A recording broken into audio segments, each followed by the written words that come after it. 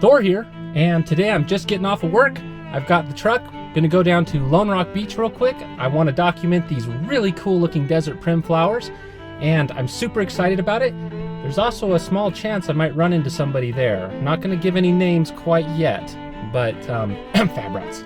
I might run into them down there. They're there maybe to pull out some very, very stuck Dodge pickup truck down there, so hey, you never know.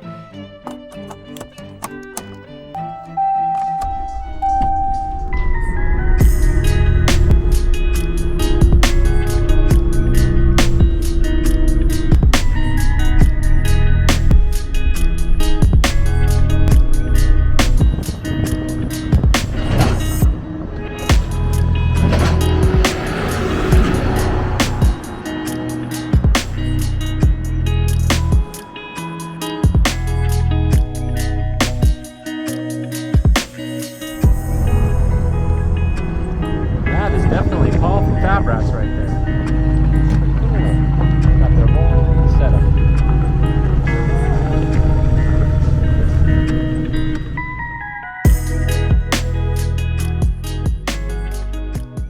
All right, back to my original purpose. So all around me, obviously I'm here at Lone Rock, all around me, tons and tons of these beautiful desert prim flowers, and I don't think I can remember a time when they bloomed quite like this. I don't know of many people who do know of a time when they bloom like this. So let's get to it. Let's show some of these beautiful flowers out here.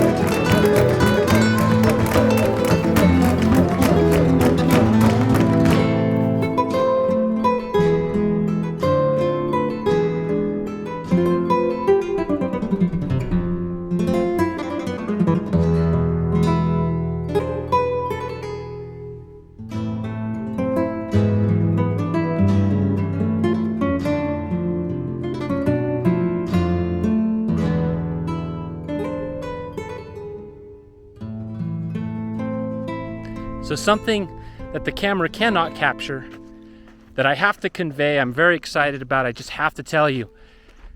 The smell out here.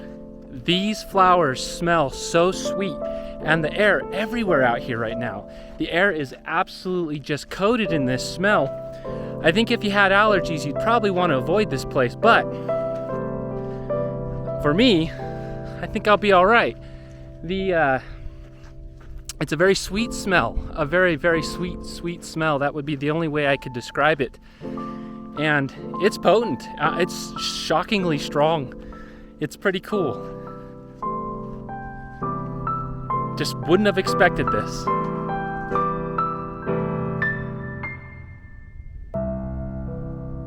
I wanted to include some information about these flowers. They are called Desert Evening Primrose. They are an annual and can grow between 2 to 18 inches high. They are bushy and harmless, no thorns or spikes. They have white flowers with a yellow center and turn purple and pink towards the end of the flowers' lives.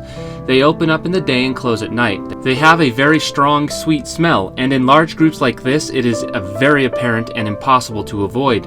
They are primarily pollinated by moths, but other bugs do play their parts. They grow primarily in the spring after abundantly rainy seasons, and their preferred climate is around or below 3,500 feet desert dunes, of which large parts of this area are. They are a native species, or to be more specific, they are found in the Mojave, Sonoran, and Great Basin deserts of Arizona, Utah, Nevada, and Southern California. It is likely they have not bloomed in some time due to the drought, and as far as I can find out, this area has not seen a bloom anything like this in at least 6 years, but potentially longer.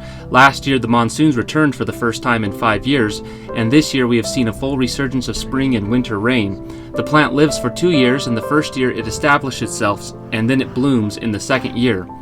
This does line up with the weather patterns this area has experienced. In many ways I feel like this whole area is rejoicing that the water has come back.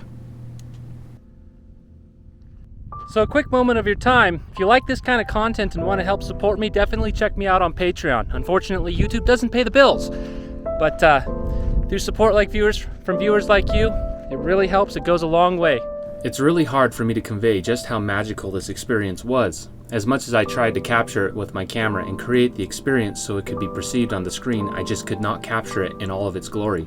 This is truly an event worthwhile of seeing, even if you've been to Lone Rock many times. It goes to show that Lake Powell always has a new experience in store for you. No doubt is the desert rejoicing for the return of the water, and I have to admit, so am I. Stick around for the bonus clip after the ending of this video clip it, where I meet and talk to Paul from the YouTube channel Fab Rats, and feel free to check out his work where he saves a surface boat I documented early in my YouTube career. I will include links in the description. So until next time, this is Thor, signing out.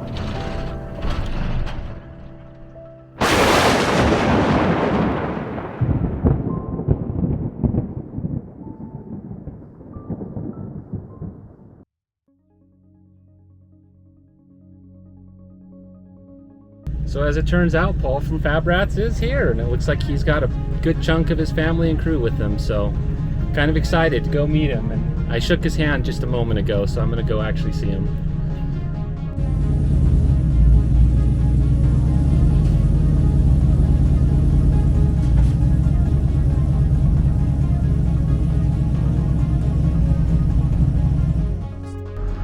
So this is Paul. I've met Paul on the phone. On the phone we've talked. I've met you on the phone, so I'm kind of excited to actually meet you in person. Super exciting. Yep. The guy whose Dodge you just pulled out, he's like, yeah, he's gonna be out there, Fab Rats. He called Matt, and Matt said he didn't want to do it, so Matt said call Fab Rats, and next thing I know, I'm like, well, I'm happen to be going to Lake Powell to document the roses, so. Yeah, perfect. It's good to meet you finally. You as well. So I had a nice little conversation with Paul from Fab Rats. He's a wonderful guy, but I don't want to hold him up too long. Him and his family are leaving right now, so. They had a lot of fun pulling that truck out. That was pretty cool. Playing musical cars here.